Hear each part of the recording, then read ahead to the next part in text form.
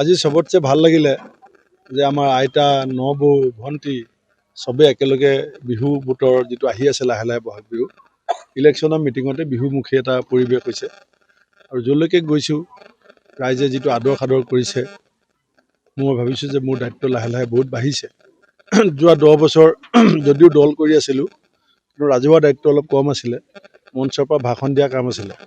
কিন্তু এতিয়া মই দেখিছোঁ বিহুপুৰীয়া সমষ্টিত বহুত কাম বাকী আছে ৰাইজৰ বহুত অভাৱ অভিযোগ আছে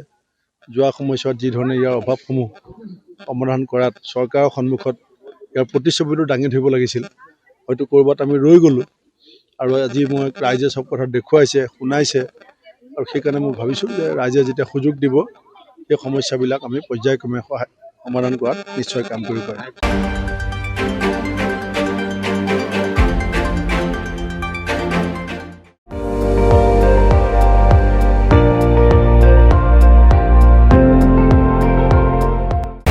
আপুনি চাই আছে ND24